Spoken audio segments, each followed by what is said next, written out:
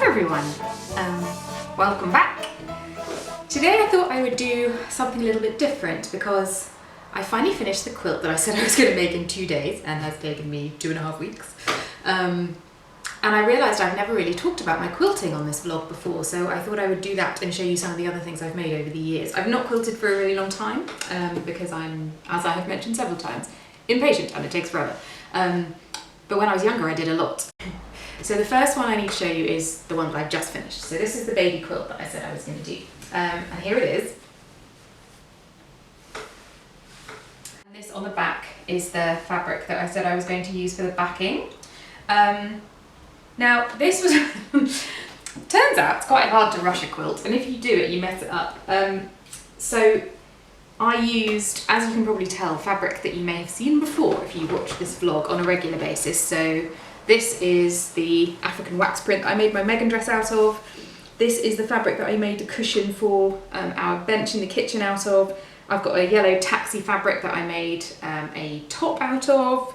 And then this I bought in Singapore with my friend when I made my original baby quilt for somebody else. And so I wanted to include it because this is the same friend that I was in Singapore with. So Mary, this is the Singapore fabric that we bought together. And this is an old pair of jeans that was otherwise going to go in the bin. And I really hate throwing clothes away. I have a real issue with it. I hate throwing anything away, but clothes for some reason get me. It feels more substantial a thing that's not going to degrade. So I try to recycle stuff if I can. So I just designed this very basic block system. I knew I didn't want to do anything really complicated because I just didn't have the time. And these were the fabrics that I had lying around. It took a while to sort of get the fabric combinations right. I tried a few other things and it looked a bit wrong. But I quite like the bright colours and the fact that it's, you know, sort of a mishmash of stuff. And then the quilting. You can see the gradual descent into madness that this quilting involved. So the beginning was like this. So this corner is where I started. I forgot that you're supposed to start in the middle when you quilt. It shows how long it is since I've done it. But I've got this very narrow quilting just going in straight lines across the grain of the fabric. And then I got to about halfway and went, well, this is dull and it's requiring a lot of stitching. So I stopped. And I was doing it too quickly, and because I start from the middle, there are quite a lot of errors on the back here where the fabric's puckered, but I couldn't face unpicking it again, and I don't think Mary's going to mind. Sorry, Mary. So I've done a triangle here, and then I've done a middle triangle like this, and then I've done the bottom. So it's sort of all over the place, but I quite like it. But yeah, quilt, and then I bound it in the African wax print because I thought it was quite a nice sort of finishing. And there we go. So that's it, all done. And it took me about 2.5 weeks. A little longer than the 2 days I originally said. Should have known really, but there we go. So there we are. Baby quilt, all done. The next one. So I realised in most of my vlogs that I've done in this room, and I've switched to this room because the room that I used to use is just a bit full of crap and I can't be able to clear it up every time I do it, and the light's a bit better in here. There's big windows over here so it's a bit easier to see. But when I've been doing this vlog in this room, this quilt has been on the sofa behind me for most of the time because that's where it lives. And I thought I'd talk about this one because this is what basically was my first proper piece of quilting that I'd done for ages. This is when I was away, I was travelling. This is what I call my travel quilt. So this is my travel quilt. So. I hope you can see this. You can't see me. So here it is.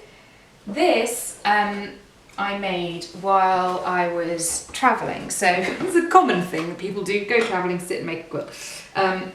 So the reason was I went away for 10 months and had an amazing time. The last 5 months I spent in China teaching English. And it turns out I'm really bad at not being busy. And while I was in China, I just got really bored and I got slightly despondent. I was only working about 16 hours a week teaching, and the rest of the time I didn't have anything to do. And we were in a university just outside Chengdu, which was very much in the middle of nowhere. And the thing with China is it's so enormous that to get anywhere takes about 3 days.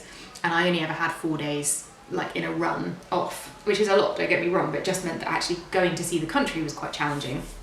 And everything about it's challenging. The language is difficult, you know, it's not an easy place to travel around.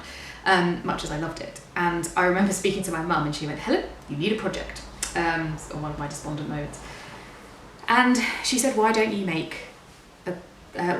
something? You know, you've not done that for years and it was such a huge part of your life. And I thought, yeah, she's totally right.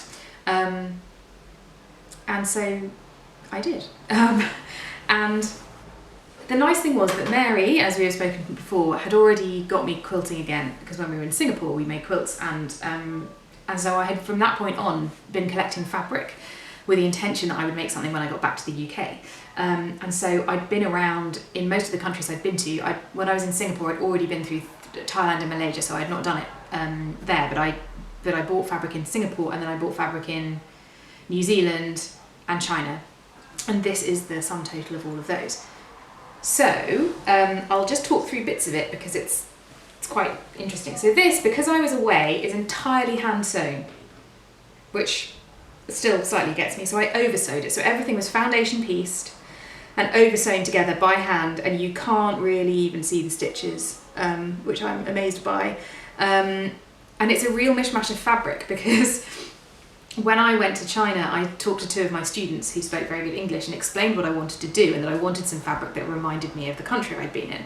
So they took me to a shop, and in China the shops tend to be relatively higgledy-piggledy, but they had an amazing fabric shop, and I bought this dragon fabric and this pink, because they both, to me, just sung out of China from where I'd been. But then, because they explained to the ladies what I was doing, they then went around the shop and all of the offcuts were around the edges. And they went and gathered up just I had a bin bag full of just random scraps of fabric that were lying around the shop that they would have just thrown away, which was incredible. So I got that for free. And I took it back and sorted through it. And then I had the challenge of what to do with this completely higgledy-piggledy random selection of fabrics that were like a mix of wools and stretchy and like all different colours and all sorts of stuff. I wanted to try and use as much as I could. And I was trying to figure out how I could create a pattern that would allow me to do that and it wouldn't look completely like in your face insane. I came up with this design. So essentially, it is a design, I promise. So let me just stand back again so you can see it. So the panel in the middle is from a t-shirt that I bought when I was in Thailand that disintegrated quite quickly, as clothes tend to do that you buy in market stalls. But that was my centerpiece. And essentially it's then in panels, so it's eight panels coming out from that octagon in the middle. So it's not hard to do.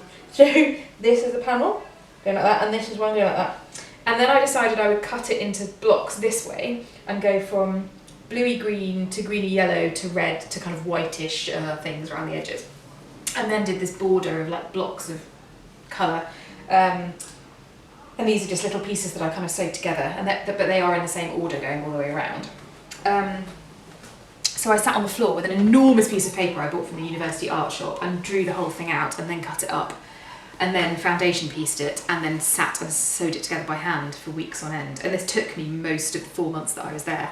But I just loved it. And it was I love hand sewing, I've said that before. So it's because it's where I started. My mum taught me to quilt by teaching me to hand sew. And it's quite precious to me. The other thing that's in here, which is lovely, is my mum for my birthday sent me a massive pack of her fabrics. So she had stopped quilting by this point, and she now makes cards and she gardens and all sorts of things. She sort of stopped quilting for various reasons, but she still had huge amounts of fabric left. Really beautiful, mostly quilting cottons because that was her thing. And so she sent me those. So this also incorporates a load of stuff from my mum. So this black one is hers. I think this blue one was hers. The green certainly is. So that's lovely. And then this fabric, which is also in the border, it kind of goes around the edges here, is the Singapore Airways, sorry, I don't know if you can see that, this one, is the Singapore Airlines uniform fabric. So that reminds me of the fact that I was in Singapore. This I bought when I was in Singapore. This is China. This is a tea towel I bought in New Zealand, which has kiwis all over it, and so that's New Zealand. So it's really, it's quite special. It's quite a sentimental thing, this, and I'm so pleased I made it. To me, it captures a lot of what my trip was about. It's sort of this slightly organised but mostly technicolor chaos, which is how it feels when you're travelling around the world a lot of the time. And I love it. And then I bound it with a Japanese fabric that I bought in Whitstable when I was there with two of my closest friends. I just got to the point where I needed to bound it off and I didn't have enough of anything to bind it with, and so I bought this beautiful Japanese fabric, and so that reminds me of them. And and it's lovely. And it's quite special. It's one of the nice things about quilts. I think you can really make them very personal. And then I tie quilted it. So I didn't quilt it in massive, like really heavily, partly because by that point I did this when I got home. So the back's just a sheet, and then I used tie quilts just at the points of all of the intersections. I've got a tie through in a multicoloured cotton that just holds it all together. So yeah, that's the travel quilt. Which I really love. It's on the website, but there aren't very many photos, so I am going to do a proper blog post about quilts at some point. So the next one, we're going back in time now, because these are the two I've made most recently. We're now going to the ones that I made when I was a child, believe it or not, because I felt it was important to show you. So this is the first quilt I ever made. I made this, well, I'll show it to you first. Is it the right way up? Yes. So this is the quilt that I made when I was, I'm just looking at this, I think I was 7 or 8 when I made this. And this again was hand sewn. So we went to, obviously America is a huge quilting, there's a huge quilting culture, and where it came from in fact, and my mum used to go to quilt shops a lot because she quilted a huge amount, and so we went and I chose all the fabric, and we sort of worked out the design together, and I wanted to put the cat on it and the thing. And then my mum helped me figure out how to sew it together. But there are things in here that I'm still astounded that I did. I'm sure my mum had a place in this, but I remember saying, so this is a window pattern, and I knew that I wanted the bottoms to be dark, and I wanted the candle here. So the green variegates and gets darker as you get to the corner, which means that the light is getting further away. This is a little 3D thing. The candle is all trapunto quilted. Like, what the heck? The cat's trapuntoed. This is a little very thin tubular thingy. Everything is hand sewn, and then it's machine quilted around all the blocks. I can see that I machined it. I don't remember doing that, but I must have done it when I got home. And it's hand bound. If I turn it around, you can see the quilting actually. So that's the quilting on the back. Can you see that? Yeah, maybe. And this I entered for, I've got the quilt thing on the back, the National Quilting, Patchwork Quilting Championships when I was about 9, in the under 16 category, and I won! So this was my prize-winning quilt. I'm very proud of it actually. And again, it's a really sentimental thing that I will probably have forever. And it's lovely. So this one, I then made the year after, again to enter in the competition, and I think I got like a highly commended or something for this one. But again, my mum just really liked giving us all projects. So this was the one that, there was a theme every year, and the theme was travel, I think, for the one that this year I did. So I did the Taj Mahal, and I was probably, I don't know, maybe like 10 or 11 when I made this. Is there a date on this one? No. But I probably was 10 or 11, and I designed this one myself, and I found a picture of the Taj Mahal, and I really wanted it to be not from the front. So the usual view you see is with it's very symmetrical. You kind of have that picture of Princess Diana, a very famous one, she's sitting right in front of it on her own, and it's got 2 pillars on either side, and it's a very symmetrical view, and I sort of didn't want that because I thought it would end up looking a bit boring. So I found a photo of it from the side, and then designed it from that. Sorry, I'm putting it down in you, I can't see it anymore. So that's all appliqued on, machine appliqued. It's got these little hand stitched stars on it. I appliqued these flowers on, and there's hand stitch, chain stitch and beading on here. Hummingbirds are hand stitched with the eyes. These are all hand stitched beads on the elephants. Yeah. So that's that one. Taj Mahal quilt, as you do. My childhood. Sorry, to make me laugh. It's a long time since I've got these out and looked at them, so it's a bit strange talking to you guys about them. Feels a bit strange. But this, again, there's loads of handwork on this. Hand sewing was again a thing, so trying to do that. Oh, and you know what? I'd completely forgotten. I'd completely forgotten. But this fabric is hand batiked. I hand dyed this. I'd forgotten about that. Really did. So this is hand dyed, and this is hand dyed. all hand batikked. We'd done batik at school, I think, with the wax, and you dye it with wax and then crackle it up.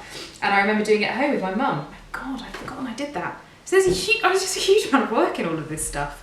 And you know, now I get lazy and do dresses and get frustrated if I spend more than 4 hours on them. And I used to do this. I need to get back into the habit of it. Okay, so that's that, and then I've just got one more. Okay, last one. I haven't left the best till last, I'm afraid. It's just a random order. But so this was a quilt that I made again for the National Patchwork thing, and they were doing a pack of cards. So you submitted a card, and it had to be this size. They gave you the dimensions, and you could pick whatever card you wanted, and you submitted it. And then they did a pack, and the pack toured the country. So they took the best one from each of the 52 cards and toured the country with them. Mine did not win, I think it's fair to say. Mine is this hand sewn? I think this one was, I think this one was machine sewn. But I did basically a very simple, sort of almost like a mariner's compass block in the middle. I mean, it's not, obviously, but using that sort of thing. And then it's just quilted, so I did the ace of diamonds, in case you can't tell. I think these were significant. I cannot remember now why.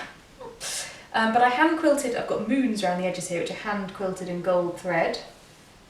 Baby, love, happiness and money.